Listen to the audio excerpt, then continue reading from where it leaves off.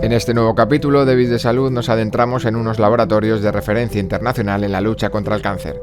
Sus investigadores e investigadoras centran su trabajo en el estudio de las mutaciones que lo causan, aplicando para ello métodos bioinformáticos pioneros. Al frente de todo el equipo está Nuria López Vigas. Con ella hablamos de su trayectoria, de sus últimos avances y retos, del presente y futuro de la investigación contra el cáncer, y conoceremos también su lado más personal. Bits de Salud se acerca hoy hasta el Instituto de Investigaciones Biomédicas de Barcelona.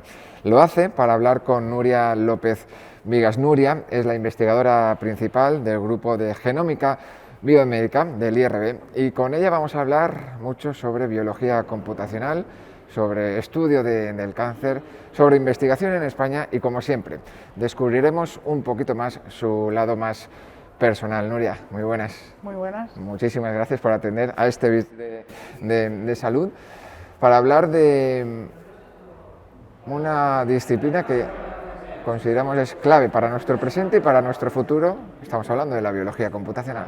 Sí, es clave. De hecho, se ha vuelto casi esencial, muy necesaria. Y tengo un compañero que dice que la biología es biología computacional y es y será por toda la biología. Y la razón es porque tenemos unas tecnologías que ahora nos permiten generar gran cantidad de datos. Por ejemplo, las tecnologías de secuenciación masiva, pero también tecnologías de imagen, y en el momento que nosotros, para contestar una pregunta biológica, generamos gran cantidad de datos, no hay otra manera de analizarlo que con biología computacional, que no es más que utilizar informática, utilizar programas, programación informática, algoritmos, etcétera, para responder preguntas biológicas. Y esto ha cambiado muchísimo. Ha cambiado muchísimo. Mira, cuando yo estudiaba en la carrera todavía no tenemos ni la secuenciación del genoma humano. Y cuando yo hacía los primeros experimentos durante mi doctorado, la cantidad de datos que generaba en un experimento era algo que yo podía manejar con un lápiz y un papel para hacer el estudio o con una hoja de Excel.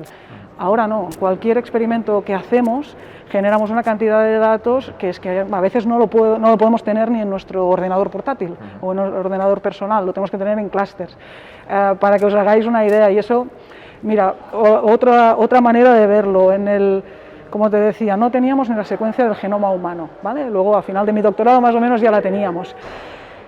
Pero es que ahora estamos analizando miles de genomas de tumores.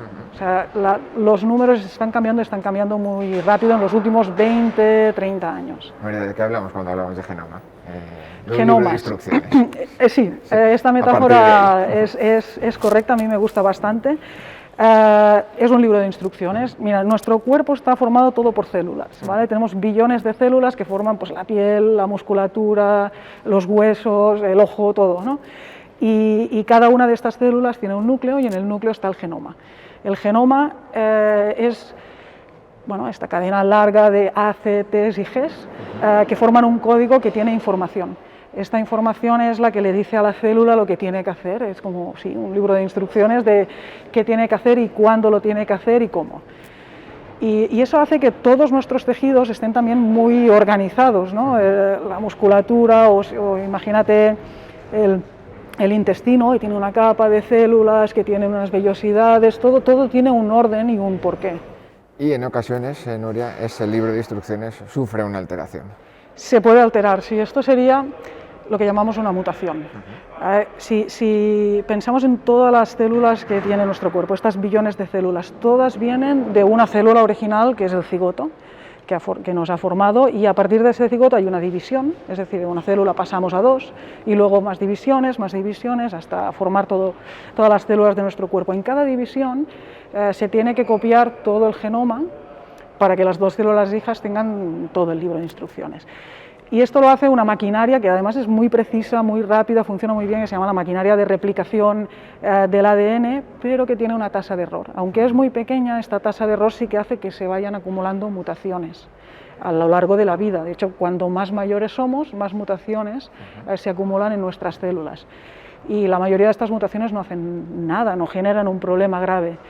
pero en algunos casos una de estas mutaciones puede darle una instrucción incorrecta a la célula y ahí desencadenar. Y ahí desencadenar, por ejemplo, si la instrucción que le da es divídete, divídete y divídete, esta célula se vuelve como muy egoísta y empieza a dividirse, aunque no le toca, alterando lo que es la homeostasis de los tejidos, ese orden que tenemos en todos nuestros tejidos. Y formando esa masa tumoral. Formando la masa tumoral, que se puede ir complicando y hacer un cáncer, una metástasis. Y la razón por la que estas células se comportan así es debido a estas mutaciones. Pues te parece, vamos a ver cuál es vuestro trabajo, a conocer un poquito más cómo el Instituto de Investigaciones Biomédicas, cómo vuestro grupo afronta este problema y busca soluciones a esas alteraciones.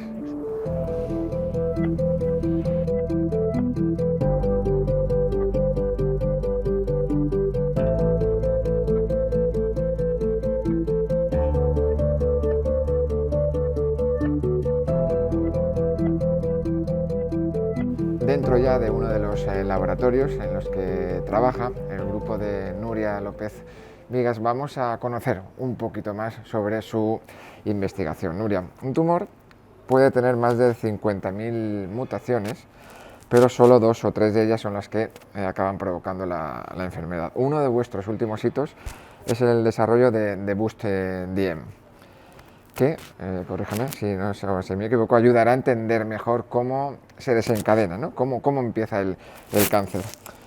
¿Cómo se hace ahora, cómo se hacía hasta el momento y qué es lo que aporta este hito vuestro? Sí. Mira, lo has dicho muy bien, ¿no? Cada tumor encontramos miles de mutaciones, 50.000, dependiendo del tipo de tejido. Por ejemplo, en la piel, el melanoma, encontramos del orden de 200, 300.000 mutaciones. Pero solo muy poquitas, estas 2, 3, 5, son las que han causado el tumor. Las mutaciones que decíamos antes, que son aquellas que le dan las instrucciones incorrectas a la célula y empieza volviéndose loca y haciendo cosas incorrectas.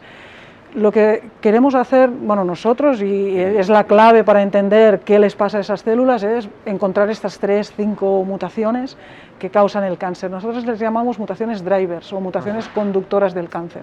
Y todo el resto, que son todas las otras miles, son mutaciones passengers o pasajeras. Para eso necesitamos bioinformática. Si nosotros tenemos un solo tumor, es muy difícil distinguir de entre las 50.000 mutaciones cuáles son las 2 importantes. Ahora, si tenemos muchos tumores, los analizamos todos conjuntamente con unos algoritmos que nos ayudan a encontrar unos patrones que sí nos dicen aquí hay mutaciones del cáncer. Así rápido les llamamos, son unos patrones que nos indican dónde hay señales de selección positiva. Y allí sabemos que hay mutaciones causantes del cáncer. Eso es lo que teníamos hasta ahora, por esto ya lo habíamos hecho y a través de este análisis de selección positiva estamos generando un compendio, un catálogo de genes que causan cáncer en distintos tejidos. Esto es un proyecto del laboratorio que le llamamos Intogen. Esto nos dice qué genes causan cáncer, pero no qué mutaciones concretas dentro de esos genes son capaces de conducir o causar la tumorigénesis. Entonces, lo que hemos hecho en Boost-DM ha sido pasar de genes a mutaciones. Y para hacer eso también nos hemos valido de analizar miles de tumores que tienen mutaciones en estos genes y en este caso hemos utilizado mecanismos o técnicas de aprendizaje automático, machine learning en inglés, que nos han permitido aprender a partir de muchos datos cuáles son las características de las mutaciones que causan cáncer comparado con las passenger mutations en esos mismos genes. Y hemos llegado a hacer unos modelos de todas las posibles mutaciones en ese gen podemos discernir cuáles tienen la capacidad tumorigénica y cuáles no. De acabar derivando en ese cáncer. Sí. Has comentado, aquí hay algo que es clave para esos modelos y son los algoritmos. ¿Hasta qué punto es fundamental para ese hallazgo del origen del proceso tumoral? Estos algoritmos son como la base de lo que nosotros hacemos. Nosotros diseñamos estos algoritmos para responder una pregunta concreta. En este caso la pregunta es, vale, tenemos estos miles de mutaciones, ¿cuáles de ellas son las causantes? Y estos algoritmos son los que nos permiten ir desde estos miles de mutaciones en miles de tumores a estas señales y luego a las mutaciones concretas que son las que causan el cáncer. Uno de los objetivos de Boost DM, de vuestro trabajo, objetivo final es la ayuda al personal médico. Cada vez vamos dando pasos más rápidos o más importantes, no sé si hablar de rapidez o de importancia, hacia esa medicina personalizada del cáncer, Nuria. Sí, todo esto se enmarca en la medicina personalizada, también a veces le llamamos medicina de precisión del cáncer, porque significa que lo primero que queremos hacer, hay como dos pasos, ¿no? El primer paso es entender qué le pasa a ese tumor, entender en detalle a nivel molecular qué ha causado que esa célula se comporte de esta manera. Una vez lo entendemos, se puede pensar en tratamientos dirigidos que no son tan generales, ¿no? Que no es, bueno, vamos a matar a las células que se están dividiendo, y esto es lo que hace más la quimioterapia, sino vamos a matar estas células en concreto que tienen este mecanismo o esta proteína que no está funcionando o que está funcionando demasiado. Estos se llaman tratamientos dirigidos.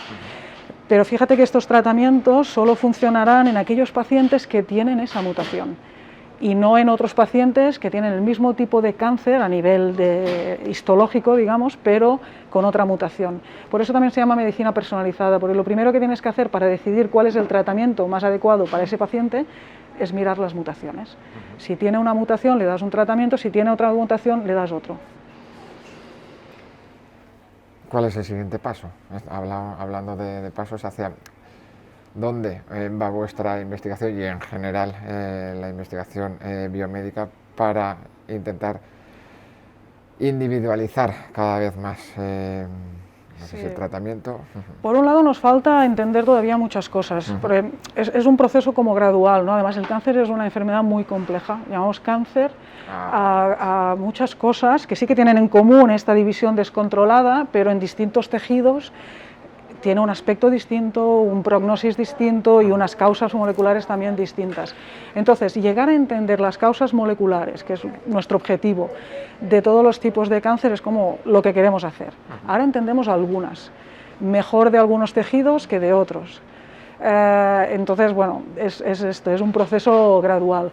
Por un lado, cuantos más datos tengamos, mejor.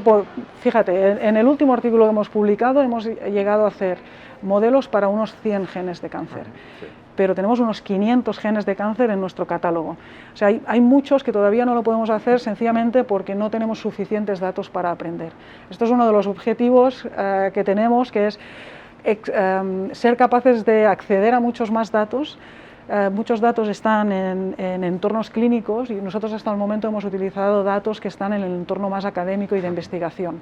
Datos que están en el entorno clínico nos pueden dar muchísima cantidad de información para seguir aprendiendo modelos mucho más acurados y para otros también genes de cáncer. El acceso a esos datos es uno de los grandes desafíos para avanzar hacia ese mayor conocimiento, de los 100 a los 500, por ejemplo. Exacto, una de las cosas es el acceso a los datos, que esto es, bueno, lo estamos trabajando en colaboración con hospitales, distintos hospitales de Europa, y también hay datos que están en empresas farmacéuticas. Entonces, bueno, acceder a todos estos datos es uno de los objetivos y ir mejorando los algoritmos. El último trabajo que hemos publicado nosotros lo vemos como un proof of concept, una prueba de concepto de que si tenemos suficientes datos podemos aprender, exacto, podemos llegar a aprender y a tener estos modelos que cuando tenemos muchos datos, para algunas proteínas como TP53 son modelos muy acurados.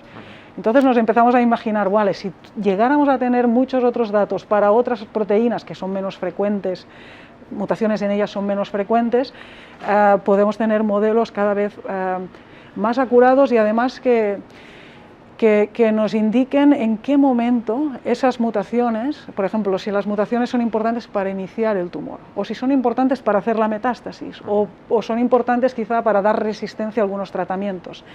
Todo esto es posible haciendo modelos más avanzados de los que hemos hecho hasta el momento. Y en todo este trabajo, Nuria, estamos en uno de vuestros laboratorios.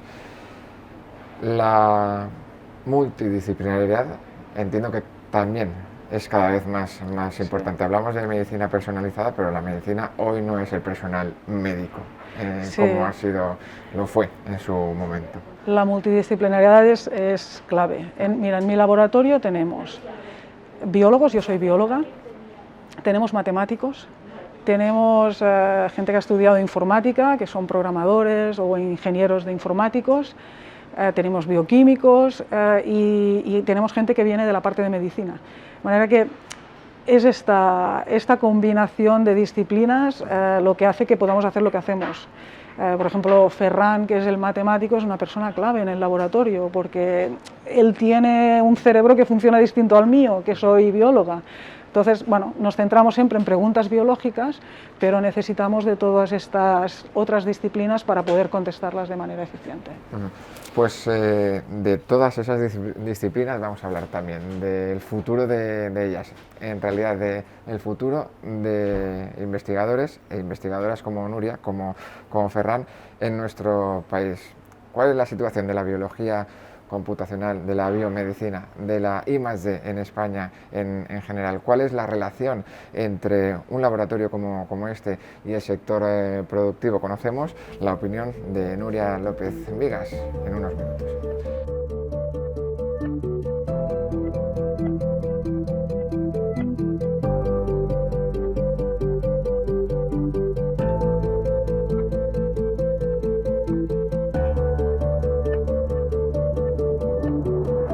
Comentábamos que íbamos a hablar sobre la situación general de la ciencia en España y lo hacemos en primer lugar aludiendo a los últimos datos publicados por el INE, y esos datos dicen que el gasto en I+D en nuestro país representó el 1,41% del PIB frente al 1,25% dicen del año 2019.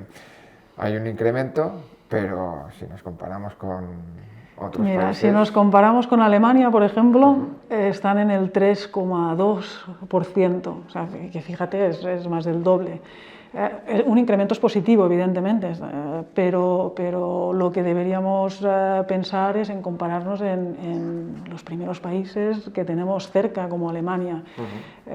Estamos a la cola. Si miramos, recientemente vi una gráfica con estos números de todos los países y de Europa y también de otros sitios, y a la derecha, por ejemplo, tienes Israel, Japón, Estados Unidos, Alemania, Inglaterra también está en esta parte, y nosotros estamos a la cola. Esto es importante porque la ciencia, yo creo que todo, especialmente los políticos, lo tendríamos que ver como una inversión, no como un gasto. Hablamos de gasto, pero en realidad es una inversión para el país. Lo que pasa es que es una inversión a tiempo largo, y esto a veces cuesta un poquito más de ver cuando, me imagino, estás tomando decisiones, pero es una inversión y esto está demostradísimo. Pero estamos en la cola, pero parece que ese sea el lugar de este país, porque no es una cosa de 2022, ni de 2010, ni de 2000.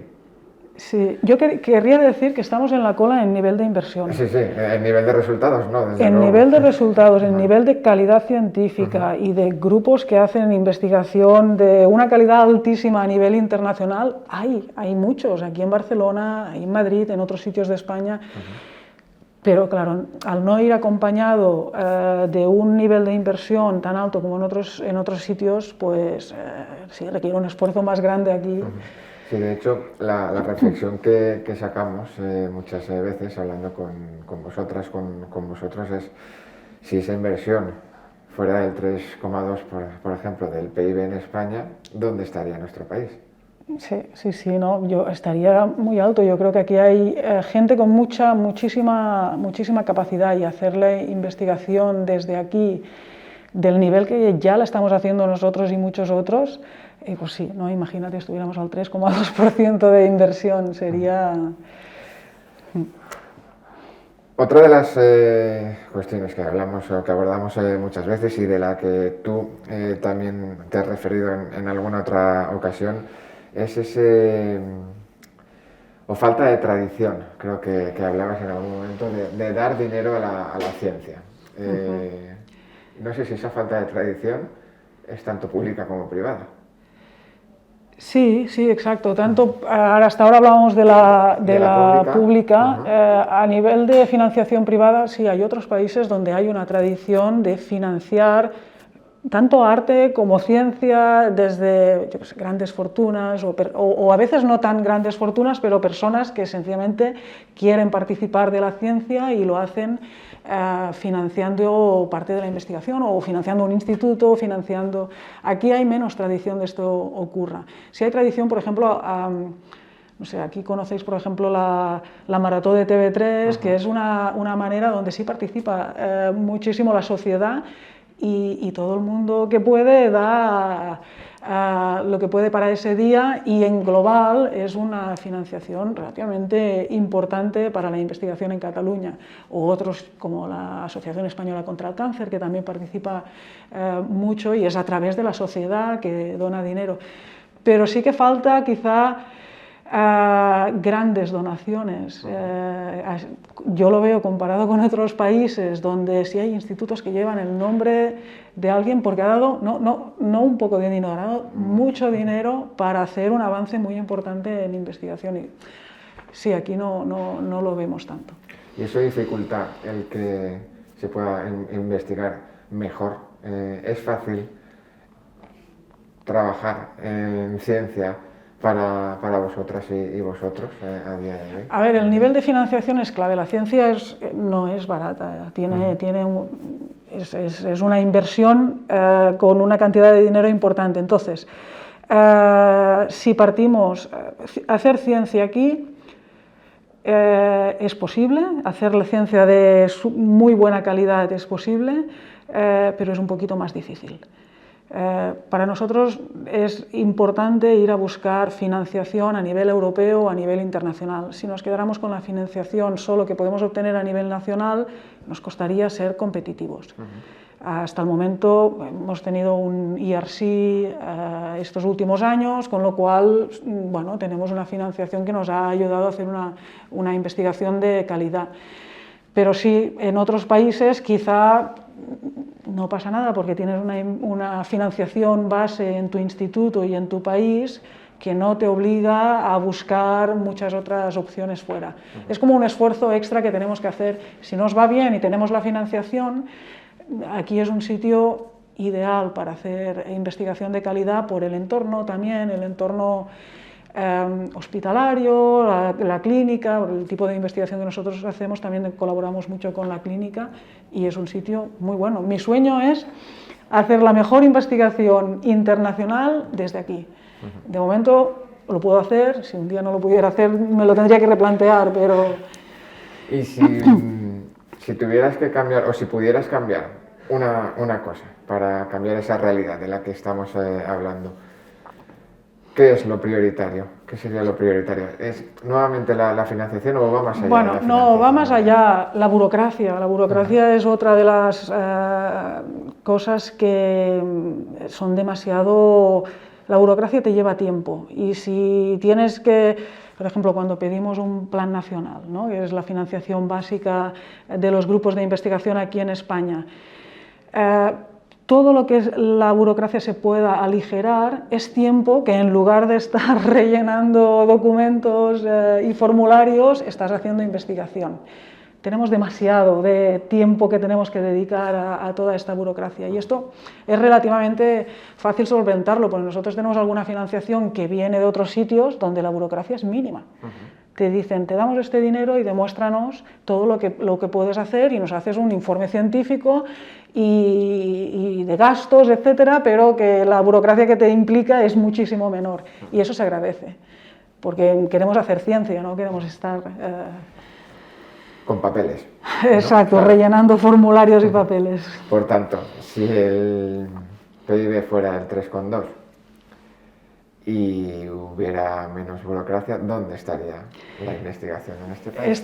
La investigación estaría a un nivel muy alto y esto automáticamente con el tiempo tendría implicaciones, creación de empresas y creación de empleo de mucha calidad, con niveles de sueldos altos. Claro, poco a poco iría cambiando también el tejido empresarial y laboral, que es lo que yo creo que queremos. E incluso iría reduciendo esa tradición, que podría influir también en esa mayor participación o involucración del sector privado con la ciencia. Sí, tiene que ir todo de la mano, no puede ser solo mucha más financiación pública, tiene que ser mucha más financiación pública a la hora que más participación de la sociedad, desde personas que pueden tener mucho dinero hasta personas que podemos ya sencillamente participar. La involucración de la sociedad en la ciencia es muy importante, porque la ciencia se hace para y con la sociedad. No puede ser una cosa que hacemos nosotros aquí que no explicamos o que no nos sabemos transmitir, porque es una cosa que afecta a todo el mundo. Y nosotros porque estudiamos cáncer, ahora lo hemos visto con COVID. Todos los avances de la ciencia, o muchos de los avances de la ciencia, tienen una implicación directa en nuestras vidas. Con COVID lo hemos visto muy directo, muy claro. De lo que estás comentando ahora, deducimos también que sí, importante es esa financiación, esa relación público-privada. Muy importante también es la cultura científica, la transmisión de lo que hacéis, por ejemplo, en estos laboratorios del IRB. Exacto, esto es muy importante. Yo he vivido un tiempo en Inglaterra, vivía en Cambridge, y tengo un poquito de envidia de cómo, por ejemplo, en la BBC o en programas de radio se habla de ciencia. Yo me acuerdo que había un programa que se llama Horizon, no sé si todavía estará, que lo hacían en prime time cada semana, 1 hora, sobre ciencia. Y había muchísimos espectadores. La gente está como un poquito más acostumbrada, quizá por la tradición también de muchos años, de hablar de ciencia en prime time, en la tele, en la radio, en los periódicos. Creo que sí que sería importante hacerlo más. Quizá ahora se está hablando más. Quizá ahora sí, eso es cierto. El último año se ha hablado. Está favoreciendo que la sociedad en su conjunto sea consciente de la importancia de que le explique bien qué es ese virus del SARS-CoV-2 o por qué un volcán ha estado 3 meses en erupción. Sí, sí. Y en estos casos vemos que son cosas que nos afectan directamente a las personas como miembros de la sociedad, en lo que tenemos que hacer cada día y si nos tenemos que quedar en casa, nos tenemos que vacunar, etc. Cuanto más educada sea nuestra sociedad o preparada para entender ciencia, mejor. O sea, es muy importante todo el resto es muy importante la literatura, es muy importante la música, la cultura. La ciencia tiene que ser una de estas cosas muy importantes también que nuestra sociedad entienda. Hasta aquí este tercer bloque de este Bits de Salud. En el siguiente, como siempre, como en cada una de las entregas de este programa, vamos a conocer un poquito más en profundidad a su protagonista. Hoy es Nuria López Vigas. Le preguntaremos sobre cómo ha llegado a este mundo de la investigación, su trayectoria, referentes, retos y también consejos para aquellos que quieren adentrarse en este apasionante mundo de la I+D.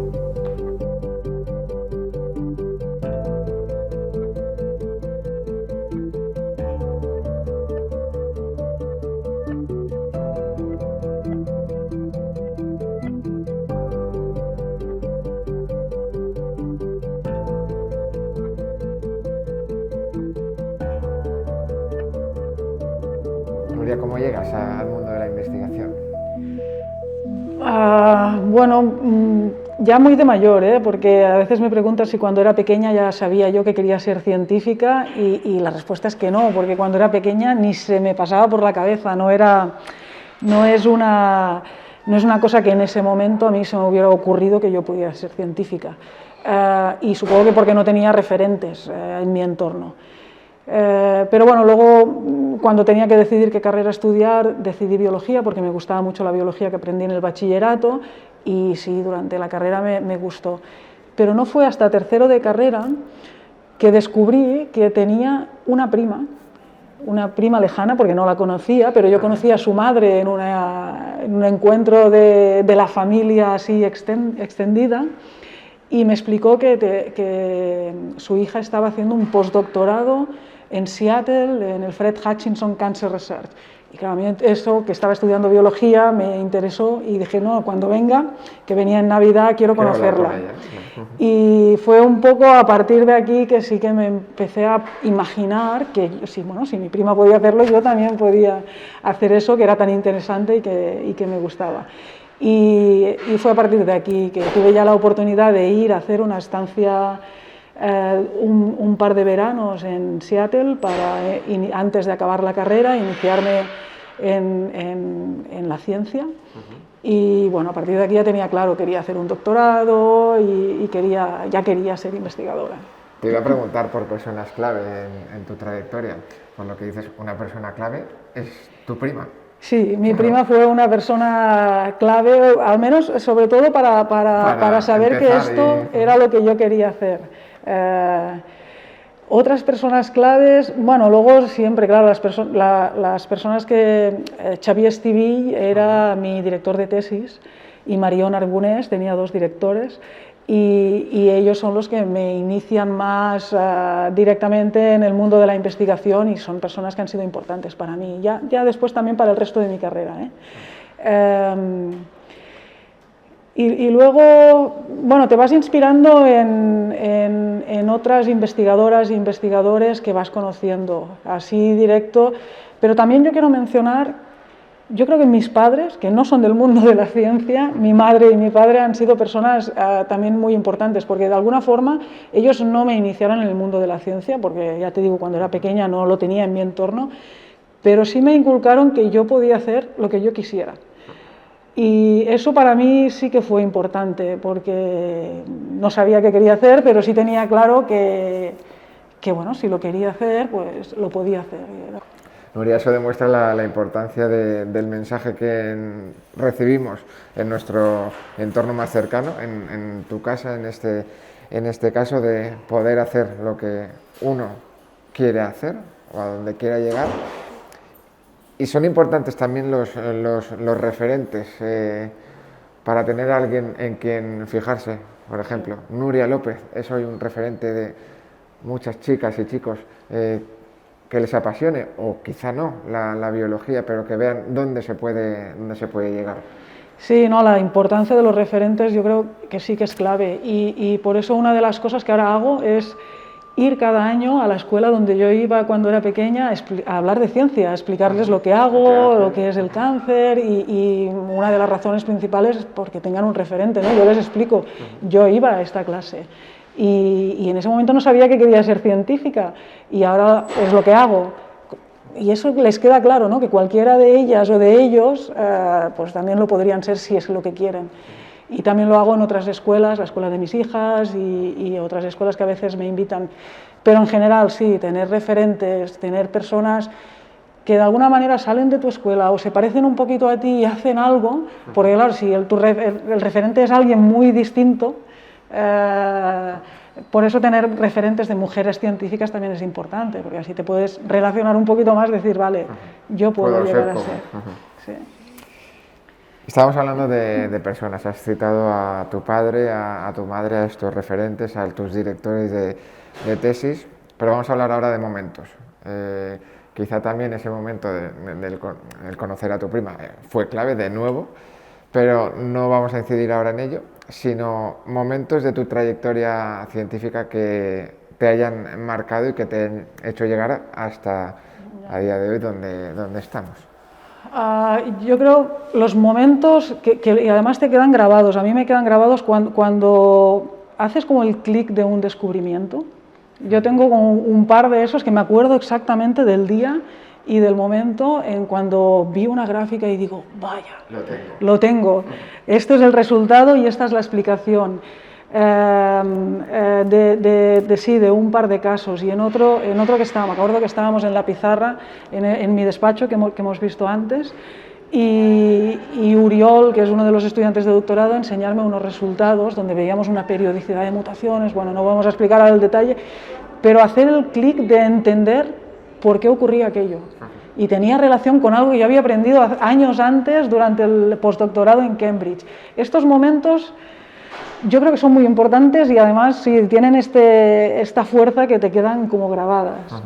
Ese es el momento culmen, ¿no? de la investigación, porque sin sabores hay mucho, es decir, pues no llego al resultado, pero cuando salta esa chispa es lo que da sentido, ¿no? El momento eureka, ¿no? Que sí que existe, porque es verdad que las cosas son como muy largas, tienes que hacer muchas cosas para llegar, pero yo sí tengo algunos momentos donde has acabado de hacer el clic y entiendes algo que hasta ese momento solo eran gráficas así y no lo acabas de entender.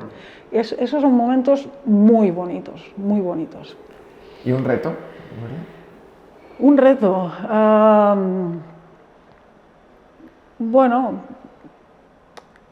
para mí un reto y una parte muy importante de mi trabajo es formar a científicos muy buenos y muy buenas.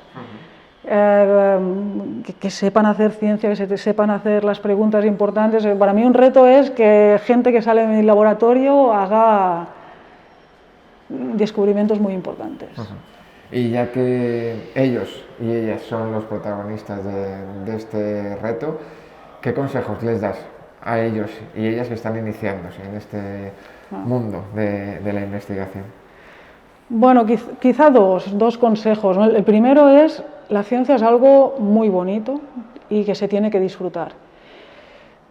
También es un trabajo duro, pero yo sí les digo, lo tienes que disfrutar en cada fase de tu carrera. Tienes que disfrutar el máster, tienes que disfrutar el doctorado, el postdoctorado. Si en algún momento no lo disfrutas, o porque es una carrera difícil, ¿no? Pero aunque sea difícil, tiene que ser siempre, todas las fases de tu carrera tienes que estar disfrutando de lo que haces cada día. Y la otra es aprender, siempre asegurarte que siempre aprendes cosas nuevas. Tenemos un tipo de trabajo donde se requiere que siempre aprendas cosas nuevas hasta que aprendas cosas que no sabe nadie, ¿no? Entonces irte moviendo un poquito de disciplina, donde tienes ahora que leer sobre otro campo o ir a conferencias donde te explican cosas que no son lo que oyes tú cada día. Todo esto creo que es bueno para el cerebro, es bueno para luego interrelacionar cosas, aprender. Y para llegar a ese momento eureka. Sí. Pues Nuria, muchísimas gracias por haber compartido con nosotros esta nueva entrega de Bits de Salud, explicándonos vuestro trabajo aquí en el IRB, vuestros avances en la lucha y en la investigación contra el cáncer y por descubrirnos también ese lado más personal. Un placer. Hasta aquí, como decimos, este nuevo episodio de Bits de Salud que hemos compartido hoy con Nuria López Vigas aquí en el Instituto de Investigaciones Biomédicas de Barcelona.